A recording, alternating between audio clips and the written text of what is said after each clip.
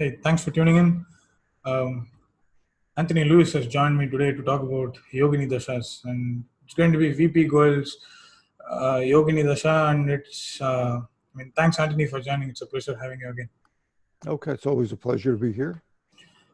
And I think it's been a trend where I've been doing videos only with you lately on YouTube, and I think I'm making a video almost after a month, and I've been doing lesser videos lately, basically due to my crazy work schedule, and I'm just looking forward to get back to doing a little bit of you know at least 4 videos a month. So yeah, I'm really looking forward to what we have to talk today. Okay. So let me just preface this by saying I'm really new to this, so I'm not an expert on Yogini Dasas. Okay. What I know from watching videos, reading, and then experimenting. And the way I got into it, I had actually done a video with Levi Kozan about this. Over the summer of last year, somebody contacted me about a job question. Would he get the job, and if so, when? And I had just been watching some videos about Yogini Dasas, so I thought this is a good way to try it. I'll try to answer this guy's question based on that system. And so I set up his chart. It looked clear to me he would get the job based on different techniques. And so for timing, I used the Yogini system, and this may have been beginner's luck. And I said, it looks to me like you will get the job. You'll hear the third week in September, probably around September 26th. And September 26th, 3 in the afternoon, I get a text from him saying, they just notified me I got the job. Ooh. But so, I think I heard the story on Levi's videos. Right, that was that. But still, it's, I mean, to hear it again, listening to an astrologer being so precise, September 26th, 3 p.m. is really I was more surprised than he was. Because it was really the first time I'd ever used it to make a prediction. Okay. And it came out precisely to the day. And I was saying, this is amazing. So I've been experimenting with it more. And as we discussed, I ordered and got hold of this book by VP Goel, which is, he explains the technique he uses, which is basically the technique I was using, with some variations, which I'll show you. Yeah, and I think it's available everywhere, and it's very cheap as well. I think it's just rupees 150 or something, which is basically $2. So. Yeah, in India. Here, by the time I got it through Amazon and paid shipping, it was like $20 or something. Oops. But it doesn't matter. Sure. So anyway, I made some slides. Some of the slides are ones I used with Levi, and then I added, I have 3 examples, new examples, 2 very brief ones to show in general the technique, and then a really interesting one that I think you'll like. Sure. So let me go to my slides. Let's see, share screen. Tell me when you can see my screen. Yeah, it's there. Okay. Very briefly, I'm not going to go through in a lot of details. I have a lot of slides here, but I do want to go through some quick stuff. Okay. The Yoginis were, in mythology, sacred feminine force made incarnate. And there are either 7 or 8 of them. The Dasha system uses 8 Yoginis. Okay. Basically, they're the mother goddesses in mythology. And so they each rule a period of life. They're discussed or described in the Brihat Parashya or Shastra. And there's a quote, I quoted the Sharma translation. So let's go through this, because this is really the basis. And there are basically 2 general dasha systems based on nakshatras, where the moon is placed at birth. The most common is the Vimshotari one. Mm-hmm. I'm not sure I'm pronouncing it right. You're right. It's the Vimshotari Dasa. The Vimshotari, and then the Yogini is another general dasha system. And they both function similarly. In fact, Goel in his book says that the Yogini sort of like fleshes out the Vimshotri dasha. It gives you more detail about what's happening in that dasha. So according to this text, there are 8 of them. They have names. I'm not going to read the names. Each dasha is associated with a planet, all the visible planets, and then Rahu, but they leave out Ketu. So the 8th is Rahu, Ketu is omitted. And so instead of Vimshotri, which has 9, there are only 8, and then the sequence repeats. And this is an interesting rule, and I haven't found an explanation for this.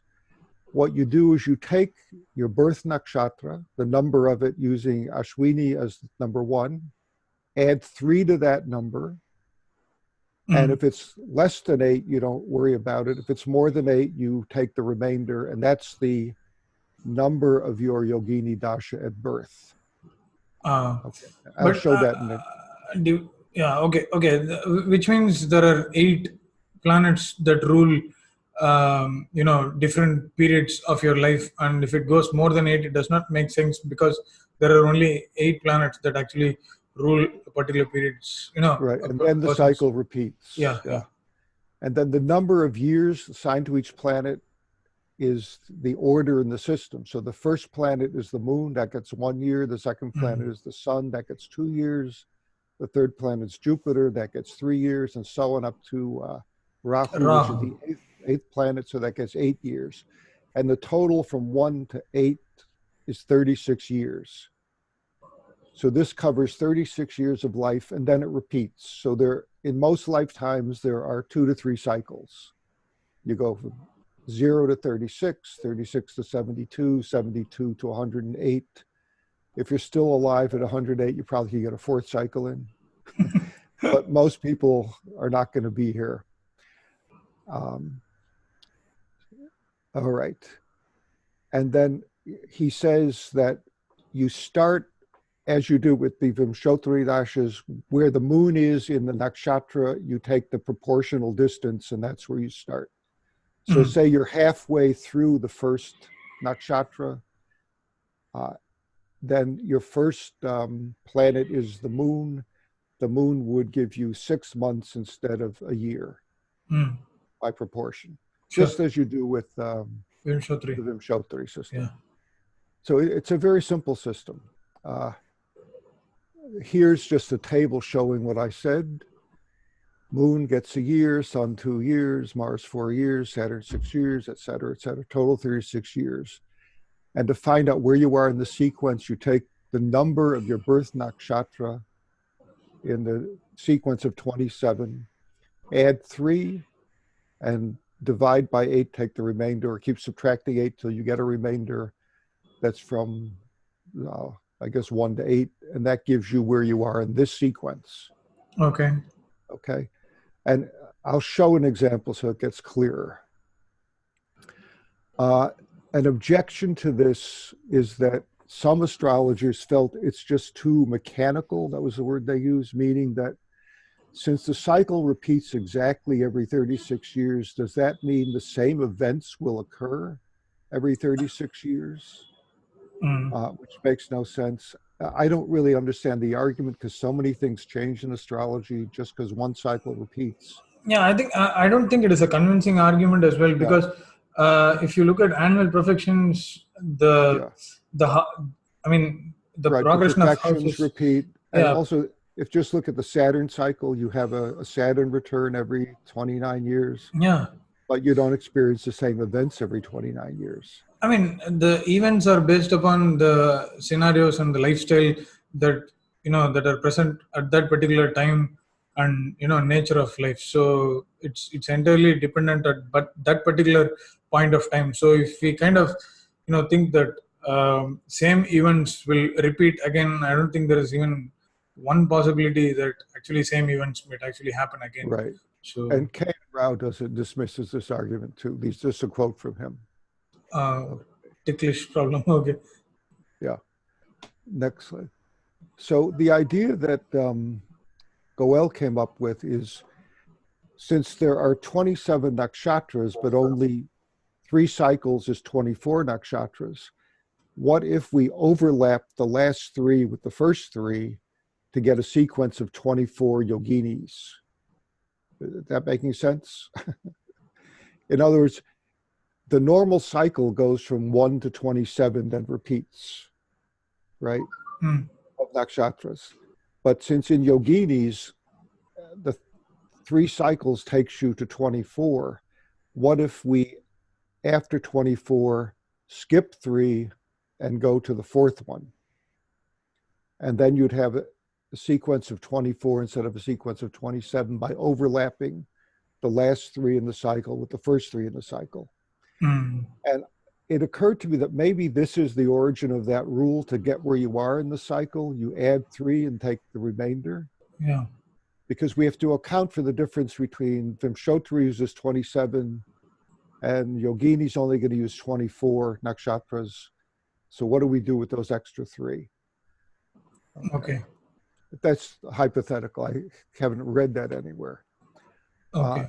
So here's what Goel says about his method. He calls it a progressed method. Each Yogini Dasha is linked to a nakshatra. Okay? Okay. The length, each planet of the 8 planets is linked to one nakshatra. When that cycle's over, it moves to the next nakshatra. You start with the birth nakshatra of the moon and proceed 1 nakshatra at a time for each change in the dasha. Okay. For instance, he says, this is Goel again. If your moon is in Rohini at birth, your first dasha will be the Venus dasha, because Rohini is associated with Venus. Okay. The next dasha will be the one after Venus, which is the Rahu dasha, which is linked to Mrigashiram. I'm not sure I'm pronouncing it right. Mrigashira. Mrigashiram, okay. And that's how you do the sequence. Each new Mahadasha is a new nakshatra. So the nakshatra linked with the Yogini Dasha becomes a progressed lagna. So he's saying, let's assume you're working with your chart from the point of view of the moon. So that's the lagna at birth. The nakshatra of the moon, or the sign the moon is in at birth, is your birth. I guess you call it the Chandra Lagna, right? Chandra Lagna. And so he's progressing that Chandra Lagna through the nakshatras, 1 yogini at a time, which is 1 nakshatra at a time. Okay. Is that clear or? No, that's perfect. Okay, good. So every time you move to a new Yogini Dasha, you move to the next nakshatra in the sequence. Except at the end, the last 3 nakshatras, 27, 26, 25, the overlapping are going to correlate with nakshatras 1, 2, and 3. Yeah. And so you're going to jump from 24 to 4, I think. I have a slide that makes it clearer. This just repeats what I said, so I'm going to skip it. Okay. So in Goel's system, he's saying, what nakshatra do you progress to after Revati, which is a Saturn nakshatra in the Yogini system? After Revati, you have to move to Venus, because after Saturn comes Venus in the Yoginis. But Venus corresponds to Rohini, right? Yeah. So you jump from Revati to Rohini. When you get to Revati, as you're starting at 1, Ashwini, whenever you get to Revati, the next in the sequence will be Rohini. Yeah. So you're sort of making a leap. Yeah. So we're leaving out Ashwini, Bharani, and Kritika. Yeah. Okay. At the very end, you're leaving them out. You're overlapping them with the first 3. Sure. So here's a sequence just to show what you do. Suppose it doesn't matter where you start. If your birth nakshatra, well, let's just assume the birth nakshatras. Let's pick one. Let's say it's Hasta. Okay. Then this would be your first 8 years of life. Then this column would be the next 36 years of life, because each column adds up to 36 years. Mm. So what, 8 and 36 is what, Again, 44? I think it's a Purvashada. Yeah. Mm. And then the third cycle, you'd be 44 years old. So here you'd be 45, 46, 47, 48, 49, 50. Then add 4, 54. Then add 5. This gets you to 55. So at age 55, as you go to age 56, you'll be in Revati. So you'll be in Revati from 56 to, what, add 6 is 62. And then at age 62, you're going to jump to Rohini. Okay. Yeah. So, I mean, the next cycle starts again. Right. Okay. Okay. So you see how the cycle works. Yeah. When you get to the final column, Mm. if you're progressing through 22, 23, 24, you continue to progress through 25, 26, 27, which is Revati. But then you'd think that after Revati, you'd skip to Ashwini, right? Mm. But you don't. You But jump straight to Rohini to keep the sequence going from Saturn to Venus here. okay. Cool. That's the basis of his system. Okay. And so that the cycle stays in order of the planets, according to Yogini, Mm. and then the nakshatras, in this period, Revati is the progressed lagna, and then it skips to Rohini as the progressed lagna. Yeah. Okay. Practically what that means is Taurus you is from Pisces as the progressed lagna to Taurus as the progressed lagna. Mm. So you're really skipping Aries in there, right? Sure. Yeah. A good chunk of Aries, part of Taurus. This is just from a video that was good. He just lists some of the associations, common universal associations of the planets. Sure. Sure. Mm. So these may be issues during the period. Now, here I put a list of the Vimshotri dashas and their planets. I put just to show the difference, but also, one second, my wife will get the phone. Okay, no problem. We'll ignore the phone for a minute. Okay, she got it. Goel says, and I think this is important, that whenever a nakshatra becomes the progressed lagna, not only does the Yogini planet get it highlighted, but also the Vimshotri planet gets highlighted. So let's say we had the person who went to Rohini, right, which is Venus in the Yogini system. Well, where's Rohini here? It's the moon in the Vimshotri system. Vimshotri, yeah. So this period, this dasha period, both Venus and the moon will become prominent in the person's life and whatever they represent in the chart. Okay, as you already said, I think like Vimshotri Dasha turns out to be the first level of timing technique, while we can use Yogini as the the more inner stage of timing technique, just like how we use the primary directions and solar revolutions or annual profections with solar revolutions. Yeah. Okay. So moving on. What I did here, this is my busiest slide. This is the Yogini system. I put in the Yogini planets and I put in the Vimshotri planets. Okay. So here you can see, we may come back to this slide. It's, what is it, number 14, when we go through the examples. So now I have 3 examples, 2 really quick ones, and then a more detailed example, which I found really interesting. Okay. So, example 1, Albert Einstein. Okay. I was looking for a famous person who did something famous. Well, he published his theory of relativity in September of 1905. So I thought this should show up in his Yogini system, right? It's a major event in his life. Absolutely. Made him famous, this paper. Uh, Here's this chart. I'm using the sidereal zodiac with Lahiri, Okay. partly because that's how I first learned Yogini, so I stuck with it. I really haven't tried it with other Ayadamsas.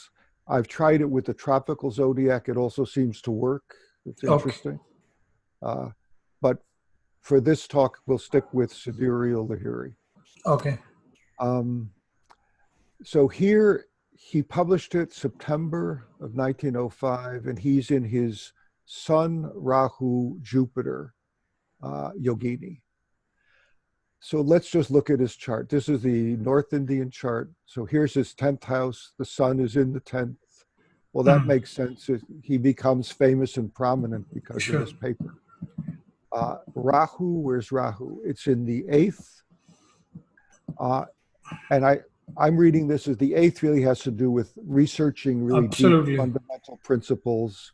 So that makes sense. He's publishing this research into the mysteries of the universe. Sure. Rahu is disposed by Saturn, which is also in the 10th. And then Jupiter is the sort of the sub period here. Ruler of the 10th. Ruler of the 10th. And in the 9th, which, at least in Western astrology, has to do with publishing, disseminating knowledge. Yeah, sure. Yeah. So it really makes a lot of sense. And there is one more interesting yoga in this chart that Albert Einstein has is it's called the Dharma Karma Adhipati Yoga, which is the mutual exchange between the 9th and 10th Lord. Actually, the yoga signifies, the yoga is activated when there is a connection between the 9th ruler and the 10th ruler. So in this case, we have a mutual exchange between the 9th and 10th Lord, which is supposed to be one of the most auspicious yogas in Vedic astrology. Yeah. So, right, and they're getting activated in this doctrine. Yeah. Yes. So that seems to work. Now, in terms of, these are just some notes I made. At birth, his moon was in Jeshta, which is a Mercury dasha. So where's his moon at birth here? Here it is in Jeshta. Jeshta. And so where does it progress to in 1905? That's the question. His moon had moved to Dhanishta. a sun, Dhanishta, which highlights Sun and Mars, because Mars is the Vimshotri Lord. Yeah. And Dhanishta is Capricorn Aquarius. So we'd have to decide where in Capricorn Aquarius is he in terms of time. He's either in Capricorn or Aquarius. In either case, Saturn is the ruler of the sign. And this contains Jupiter in the 9th house. So Jupiter gets highlighted again just by this nakshatra. Sure. Jupiter rules his 10th, and Mars is in the 8th in Capricorn, where it's exalted, and it rules his 11th, where he gets recognition for his accomplishments. Right? Sure. So did I calculate it? Oh yeah, from January 26th of 04 to January of 05, he was in the 8th house side of the nakshatra, and then he moved in. So at the time, he was in the Aquarius part of Dhanishta. Yeah, sure. Because half of it's in the Capricorn, the other half is in Aquarius. In Aquarius, and Aquarius is the 9th house, which signifies publishing. So yeah. So and this is the kind of example I keep finding with the Yogini. If you put up the chart and look at the progressed lagna, I think he's really progressing the moon itself, the position of the moon. He's moving that forward. So I call it the progressed moon instead of progressed lagna. Okay. But you could do either. You could take the moon, the degree of the moon, as the birth lagna in the, sure, from that point of view, and move that. Either way, it's just, okay. So I thought that was a compelling example. Okay. And again, I just picked that at random. I was thinking, let me think of a famous person who did a famous thing. Let's pick that date and see what it looks like. Okay. So here's another. This is another chart. So this is a chart that came to my attention somebody consulted me about this chart recently.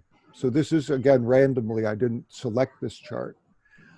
This is a woman, I'm not going to give any details about her, but Okay. what's notable, a notable event in her life is her son died in a boating accident when she was in her mid-50s. And Okay. so, and I have her birth data, which I'm not going to publish, but when her son died, she was in a Mercury Rahu period in the Yogini system. Her natal moon was in Hasta. Okay. Her progressed moon had moved into Uttara Bhadrapada in Pada. Pisces, associated with Saturn. So here we have Mercury, Jupiter, Saturn highlighted. Okay. And the meaning of the nakshatra and the god associated with the nakshatra often symbolically represents the event. So in this case, I looked up, because I don't really know the nakshatras that well, Uttara Bhadrapada associated with a funeral cot. Her son died. And with a dragon or snake of the deep sea, a sort of a god, dragon god. So here we have two associations with the event, a funeral cot and a dragon of the sea. And he died in an accident at sea. Okay. Here is her chart. I'm not giving any birth data. Again, this is sidereal Lahiri, Scorpio rising. So her sun, fifth house, ruled by Jupiter. And she's in what period again, did I say? Mercury Rahu, okay. Mercury happens to be in the fifth, and she's in a Mercury period. Rahu is in her 12th, which is his 8th, right? Yeah. So that's, I think, symbolic. And the progressed moon is here in the 5th. So by that alone, you'd say, or the progressed lagna, this is a year, a period in which her children become prominent in her life. So I'm concerned about her children. Venus is her 12th ruler and his 8th ruler, and that's in Pisces here. So the progressed moon is highlighting all of Pisces, especially the middle part. And it's highlighting, we said, a Mercury Rahu, and what else could we say? Mercury Rahu. But it's Mercury happens to be the ruler of his 7th, so it is a killer planet as well, right, for him. Okay, yeah, 5th, yes, that's for sure. One more thing is the 5th Lord Jupiter is placed in the 12th house, which is a basic, general indicator of the fact that there is going to be some kind of, I don't know how to actually mention it, some kind of discomfort with the life of the child. So that is one general point. But yeah. But if we looked at this chart as you would a solar return, the ascendant this year is here in Pisces. Okay. And that is her son's first house. And then I think you could easily see this without knowing what happened, is she's going to be really concerned about her son and maybe his health or safety this year. Sure. Yeah, sure. And Pisces indicates oceans. So oceans, yeah. So that was example 2. Okay. And basically, now I've gotten to, whenever I have a chart to study, I look at the current Yogini Dasas and where the progressed lagna or moon is, just to get a sense of major themes for that period. Sure. So the final example, and this is a lengthy one, I happened to see this video by James Braha. Do you know James Braha? Yeah, James Braha. He's a very well-known American astrologer. He's one of the people who brought a lot of the Indian astrology to the United States. Sure. And I don't know him personally. I've heard him speak. And he has a very good reputation here. So he did some videos, and he was talking about the Gemini system, Mm. and he used his own chart as an example. Okay. And he gave us this example fascinated me. He said that he was married when he was younger, got divorced, and had a second marriage in January of 1993. Okay. And what puzzled him about the second marriage is, even though he'd been studying, he knew Western astrology and had been studying Hindu astrology for many years, he could find nothing in his chart in either system that indicated a marriage in January of 1993. Okay. And he talked to his friend Richard Hoke about it. Do you know Richard Hoke? No, I don't know. He's deceased now. He died maybe 20 years ago. Oh, okay. He wrote a really interesting book, which actually I have here, called The Oh, Astrology of Death. okay. But And the book is not visible at all. So because you can't see screen it. Oh, you sharing, can't. because of the screen share, Okay, it's I can see it, but it's I'll very show the small. book later. But anyway, Okay. it's not Cool. that important. Okay. The Astrology of Death, which I read when it came out, and I was fascinated by it. He used a combination of Western and Hindu techniques to show how to predict death in a chart. The problem is he died a few years after he wrote the book, and he hadn't predicted his own death accurately, unfortunately. And I remember when I read the book, let me see what year it came out. When I first read the book, he goes through 1994. I think he died in 2001. Okay. I was really impressed with how detailed and intelligent he was. But what struck me then is he never used solar returns. And I couldn't understand that, because I've always found solar returns to be a very powerful technique. Yeah, sure. And when I looked at his solar return, it seemed to me, had he used them, he would have seen his impending illness and death in the chart, in the solar returns. So I'll get back to that at the end, because James Braha also did not seem to use solar returns. Neither of them seemed to pay attention to solar returns, Okay. which are part of both Hindu and Western astrology, as far as I know, right? You use them regularly. I use them, but I use them in more of a, from a Hellenistic context. Okay. Indian annual predictive method is Tajika, and the other method is Tithi Pravesha. So Okay. they're a bit different, and they have a Okay. little bit of different techniques involved as well. Yeah. Okay. So getting back to James, James says in November of 93, this is after he got married in January, he attended a lecture by K.N. Rao. Okay. And he said he was really puzzled because he couldn't see anything about marriage in his chart. And Rao looked at his chart and said, well, it's obvious, it's right there. Okay. You didn't look at your charadashas. He said his first thought was, well, of course he's saying that because he's just, making it up. But then he realized he was really talking about a method that works. So this is his chart. This is James Braha's chart as he published it. I made a better copy of it. Let's see. Oh, he talks somewhat about the Gemini system. He says, don't use padas, they don't work. I'm not sure that's true from what I know, but I don't want to get into that.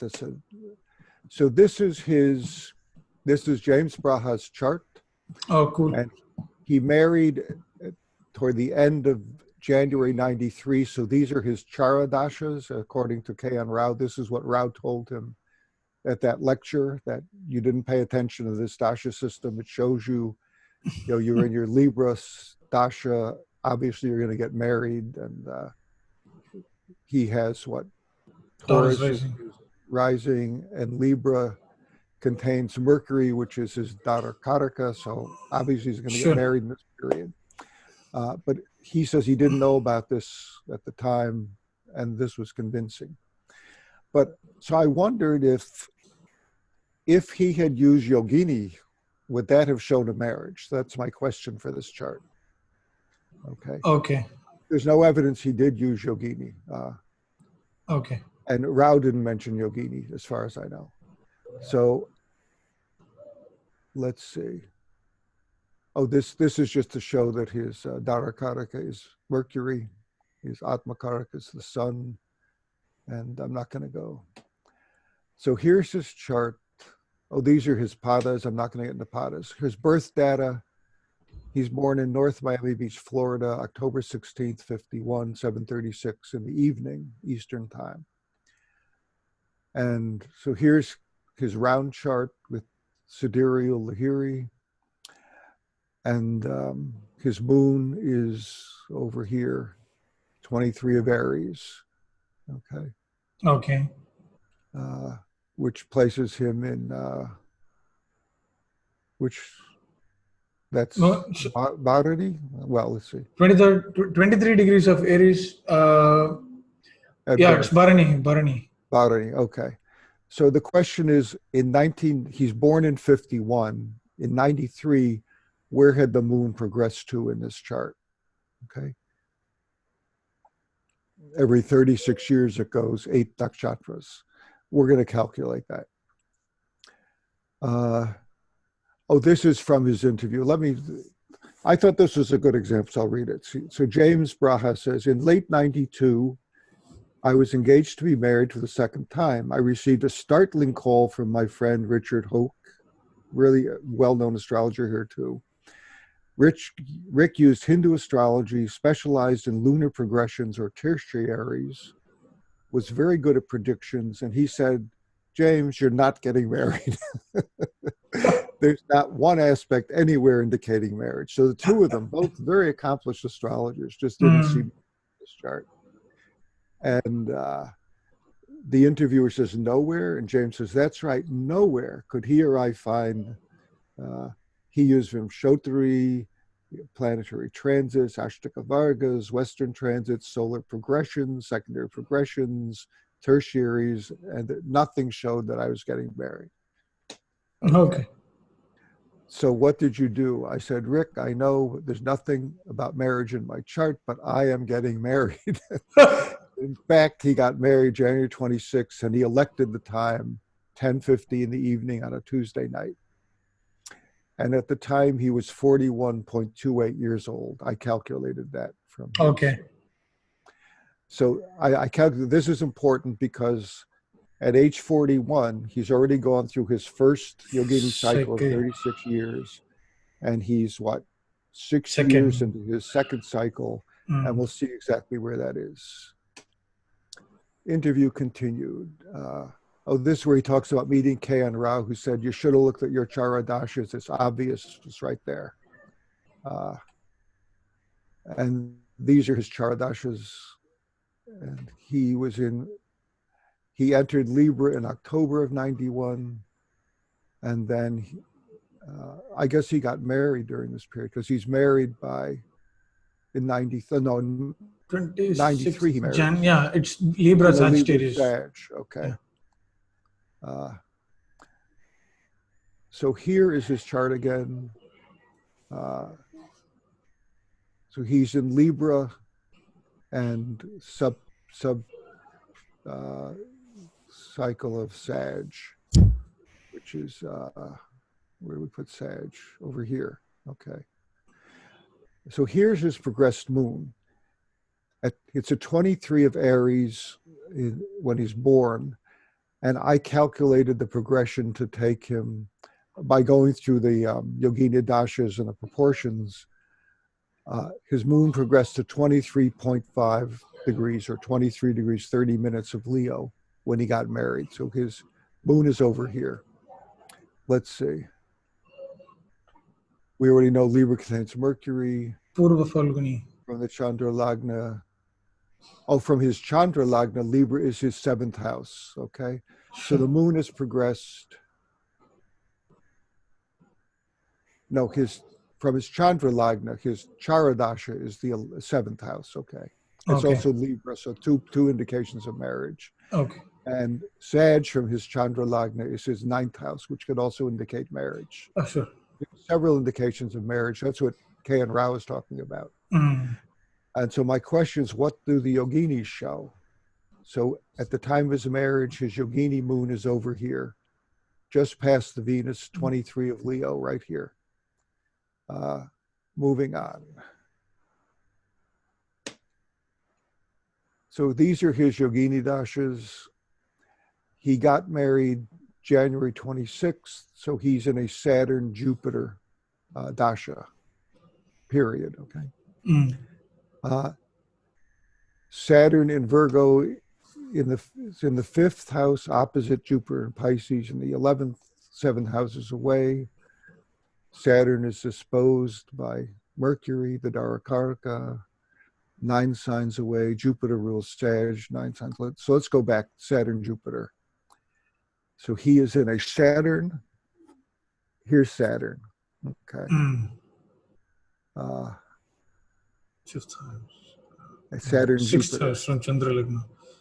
Right. Well, right, but from his new Lagna, it's his second and his eighth. Yeah. I'm not sure what I was thinking. Well, I think I was just looking at how do the Lagna, the Dasha lords relate to each other. He's in a Saturn period and a Jupiter sub-period, and there's a 1 to 7 relationship there. And one more thing is from progress, from the progress Chandra Lagna, Saturn is placed in the second house, and second house is an indicator of family. So it's again yet another indicator of the beginning of new family altogether. So, yeah. So let's continue. In this chart, what I did was I took his natal chart and superimposed his Navamsha on it. Okay. And he's in his Saturn-Jupiter period. And so, yeah, okay, this is what I was looking at. From the point of view of the Navamsha, superimposed on the birth chart, Saturn is now in the first, Jupiter in the Navamsha is in the 7th. Yeah. Okay. And then, what did I say here? The Navamsha Saturn is in the first, I just said that. And Saturn rules the 9th and 10th of the D1. Okay. D9 Jupiter, let's see.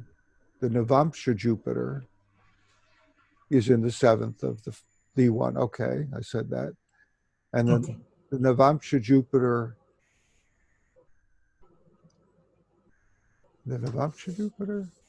D1, I think it's just a printing mistake. Maybe I made a mistake here. Yeah.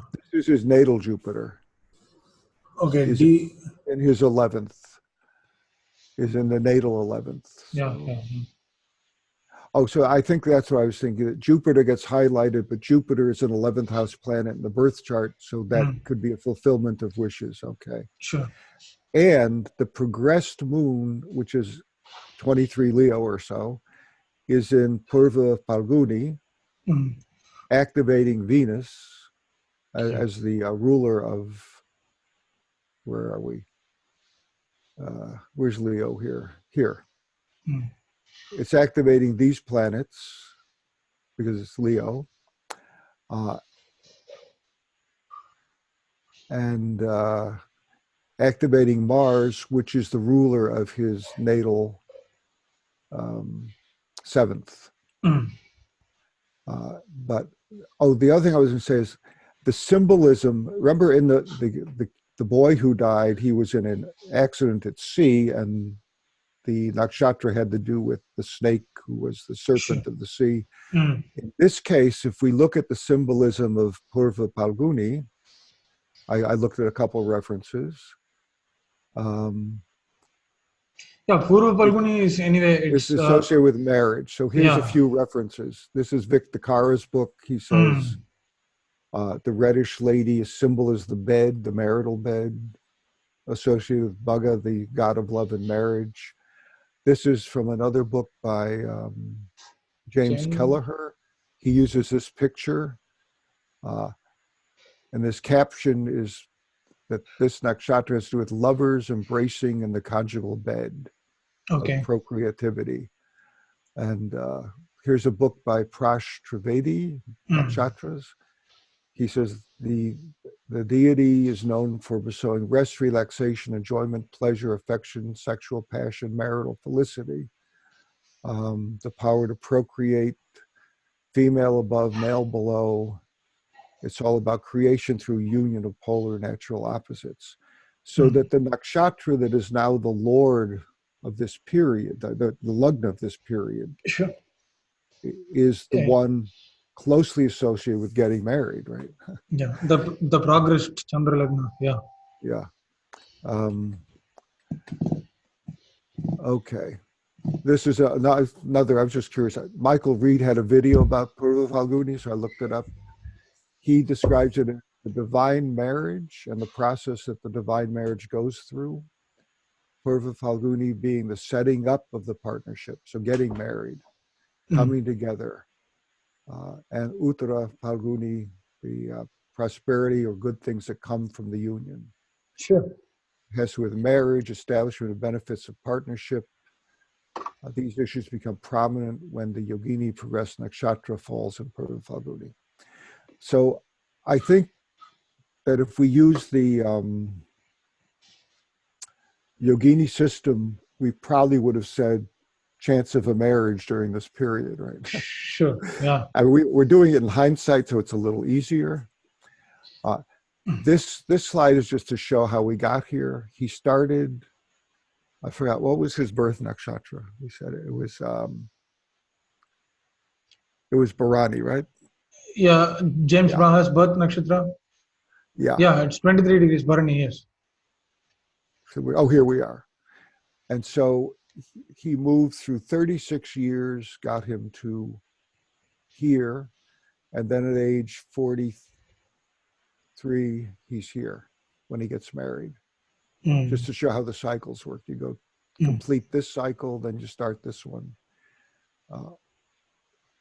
When you get to this point, you're at 36. And so then he's got 6 years to spend from 36 to 40.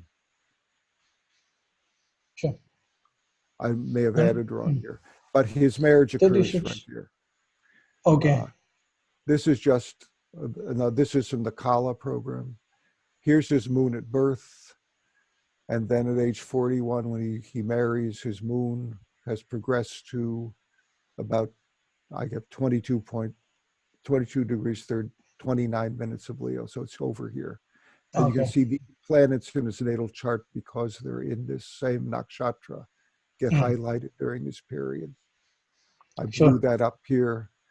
So the progressed moon of the progressed lugna is highlighting this nakshatra. And in doing so, this is Mars, Venus, and I think that was Ketu. I mean, so the planet that is placed in that particular nakshatra where the progressed moon is placed is also quite significant in What's terms of highlighted are yeah. planets in the nakshatra, the Yogini ruler of the nakshatra, and the Vimshotri ruler of the nakshatra, which is Venus. Okay. So we got Venus twice highlighted here as a planet in the nakshatra, as a planet in the Vimshotri system that is lord of the nakshatra. Okay. So we got two Venuses. We got Mars, which rules his natal seventh. Okay. And we've got Ketu, whose dispositor is Venus. So that could be even a third Venus. Okay. I think I said all this already. Yeah. Did I? Let's see. No. Progress nakshatras. No, I don't think we actually. Oh, if we take Leo as the new ascendant, then Aquarius is the seventh. Saturn rules the seventh from the Leo ascendant. And Mars rules the ninth, which is Aries from the Leo ascendant. And I think he's in a Saturn period when this happens. So again, there's this repeated theme of 7 and 9 getting emphasized. Yeah. Okay. So I wanted to look at his solar return, because I often start with the solar return when I consult with people. Okay. And as I said, I was struck by the fact that neither James nor Richard had used the solar return in their predictive work, especially predicting death for written Richard's book. So here is here's his solar return. He's born in October, so we have to look at the 1992 October return for the period in which he gets married. Oh, it's very interesting, actually. Yeah, so he has Libra rising in the solar return. Yeah, I think that And pretty much seals the fate. Mercury exactly on the ascendant, right? Yeah, And I think Mercury Darakaraka. in his birth chart is, let's see. Oh, that is his Darakaraka. Okay, Yeah, and Mercury is placed in Libra in the natal chart as well. right. Um, and in the solar return, Mars rules the seventh and is in the ninth. Okay. And And Saturn is also Libra is also his perfected ascendant for the year, I think. okay. Oh, that. Let's go back to his birth chart. Where did we put his birth chart? Gotcha. Yeah, here's his birth chart. Is that right? Yeah. Yeah. And right, Mercury. Where's his Mercury? Well, Mercury's in Libra here. Okay. So I mean, I thought that Libra rising with Mercury exactly on the ascendant in the solar return really fit.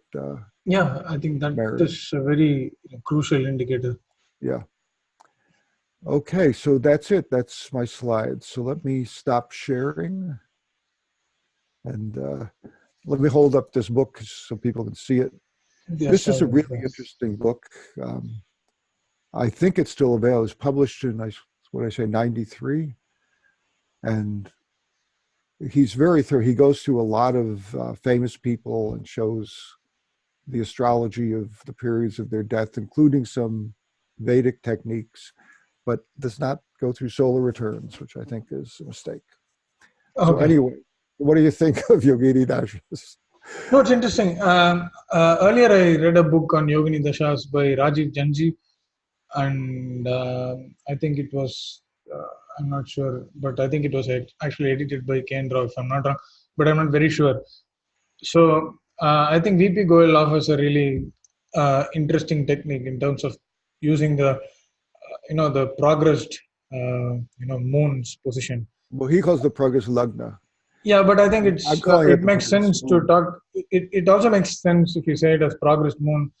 Um, so it's, I mean, it's more fitting.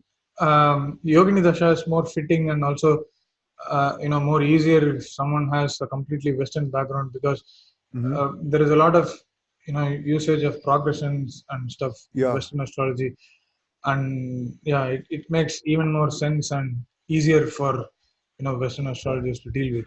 Oh, the other thing I've noticed, I don't think I showed an example of this, is that I actually calculate the degree of the progressed moon, like I Oh, did okay. in the James Braha chart. It was, 22 Leo, 29 minutes. And if there's another planet in the chart that's at that same degree, Okay. very close to it, that gets highlighted too during that period. Okay. Now, I don't know if he had one, but I've seen several examples now where, say, the progressed moon is at 11 degrees or whatever sign, then look at all the other signs for anything at 11 degrees, and that becomes a prominent planet during that Dasha period. It's Oh, interesting. yeah, of course. I don't know why. Maybe well, I guess in Western, there probably would be some aspect from the progressed moon to that other planet, right? Okay. Yeah, Like I say mean, you there have has your to be some. natal Mercury at 11 something, and then the progressed moon were at 11 something. You'd expect Mercury and whatever it means in your chart to be highlighted that year.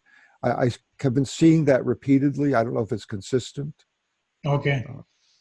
but But I think it's up to everyone to test. But I'm sure it's going to work, because I mean there are so many dashas that are mentioned in Brihat Parashara Hora Shastra, but yeah, only Vimshodri Dasha made it, you know, to be. I mean, it became very popular and it was yeah, widely used. But I think something that is used after Vimshodri is Yogini. right. Well, So they're both considered general, sort yeah, of not conditional or specific dashas that they can be used for anything. yeah, sure, yeah. And I think, So well, in terms of the But I think the Chara Dasha that Rao uses, he considers also a general one, but it's a sign based, not a Yeah, nakshatra based. it's a Gemini system, Charanamamsa Dasha.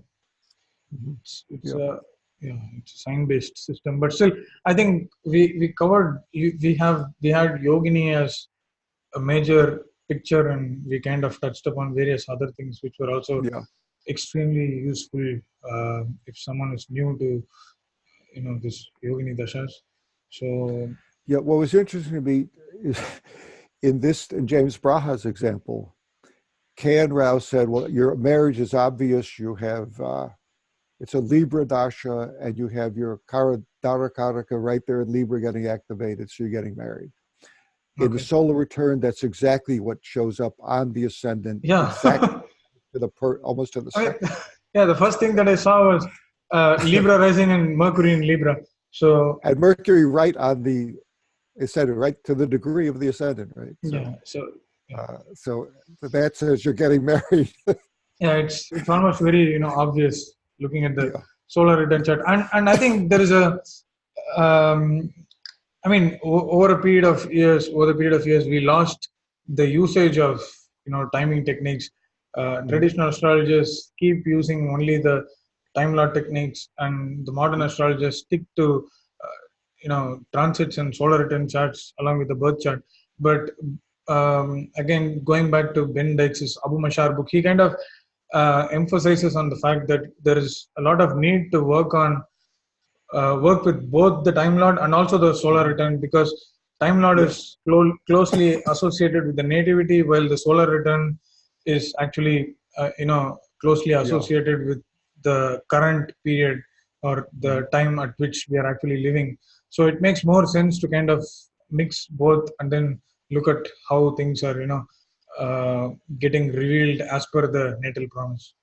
Yeah, So I think we also kind of touched upon that, even though we didn't explicitly mention it, it's very important to use a real-time technique like solar returns along with your Vimshotri or Yogini or Charanamasa or hmm whatever time lot system that you're using. So hmm yeah, so I think that pretty much brings us towards the end of this video. yeah. And I, unless you have something to say, no, I'm finding it a fascinating system to play with, yeah, sure.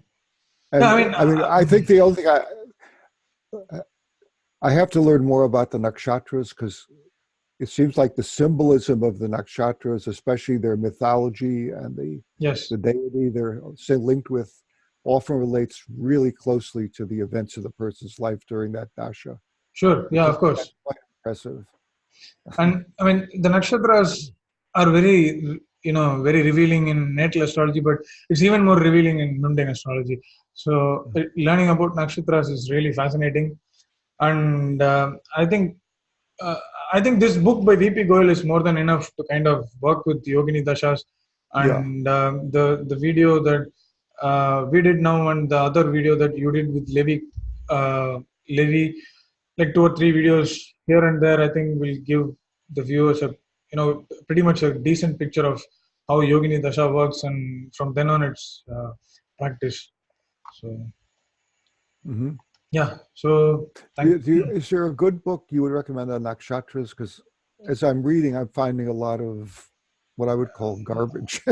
Okay, People sort of make things up and throw the things in the aren't really in the uh, literature, and the the like a good historical book that really sticks to the classic text and doesn't add a lot of modern uh, stuff. I, I think I have to think about it, because I don't necessarily agree with most of the modern literature in nakshatras because of uh, you know so I mean, people put upon and write their own way of looking at things and Well, it seems to me interpretations. what they're doing, what I don't like about the modern stuff I've read is they're treating nakshatras as if they were signs of the zodiac with planetary lords, and then I mean, they there is a try lot of mixing up. and they and then they make all these interpretations, but there really aren't planetary lords. They're just associations. Like the Yogini and the Vimshotri systems have different planets Different assigned to planets, the same yes. nakshatras. So how could there be a Lord if it's just an association? That's Yeah, I also think it's an association. I think most of the Vedic astrologers are kind of, everyone is guilty of using the planetary, a planet as a nakshatra lord.